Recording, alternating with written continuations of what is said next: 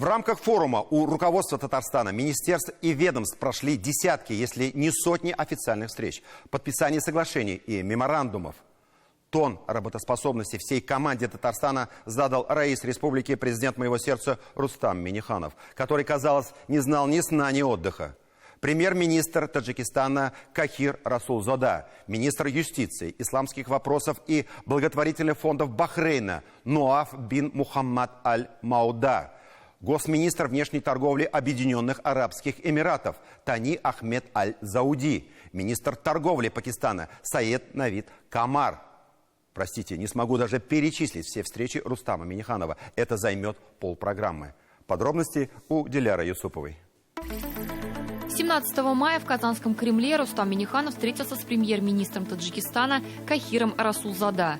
Совместный товарооборот Татарстана и Таджикистана превысил $30 миллионов, но его объемы остаются небольшими, его можно увеличить кратно. Среди приоритетных направлений – машиностроение, сельское хозяйство, здравоохранение, биотехнологии, информатизация. Татарстан заинтересован в поставках в Таджикистан вертолетов, нефтехимии, сельхозтехники, продукции халяль. Также Рустам Минниханов принял в Казанском Кремле высоких гостей из Малайзии, Палестины, Бахрейна, руководства ОИС. Со всеми давние партнерские дружеские отношения и даже исторические корни. Раис республики встретился с губернатором провинции Хеврон из Палестины Джибрин Ильс Абед Аль-Бакри. Обсудили высокий уровень российско-палестинских отношений. А вот Рустам Минниханов встречает Ахмада Кавеса Сингендо, заместителя генерального секретаря Организации исламского сотрудничества. Она объединяет 57 мусульманских стран и считается второй крупнейшей международной организацией после ООН.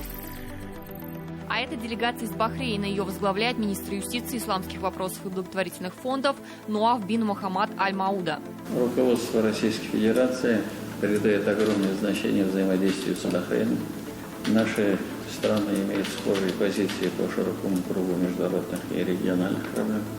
Ну и наши руководители, президент России и уважаемый король Бахрейна поддерживают постоянный контакт.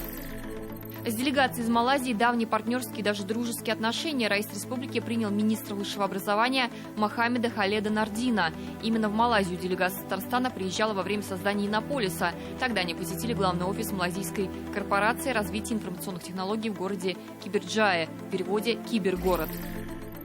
Уже 18 мая Рустам Минниханов провел встречу с послами иностранных государств в России. Присутствовали дипломаты из более 30 стран.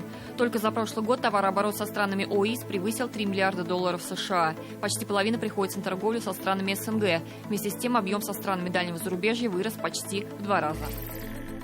С министром торговли Пакистана Рустам Минниханов обсудил перспективы сотрудничества между регионами. По словам раиса республики, можно наращивать обороты в торгово-экономической сфере, образовании, туризме и культуре. У нас был прекрасный визит в 2017 году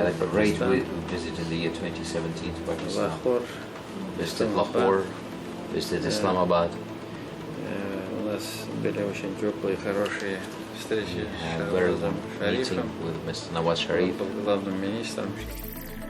Высоко оценили экономический потенциал республики и представители Узбекистана. Рустам Минниханов провел переговоры и с заместителем премьер-министра Узбекистана. Сегодня это один из ведущих внешнеэкономических партнеров Татарстана. Между регионами крепки не только деловые, но и культурные связи. В Татарстане сегодня проживает почти 9 тысяч узбеков.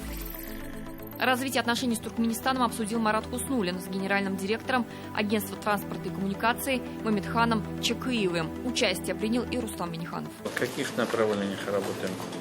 Автомобильная тематика, нефтяная тематика, по судостроению здесь. Как раз вот коллеги тоже здесь, я думаю, будем сближать позиции.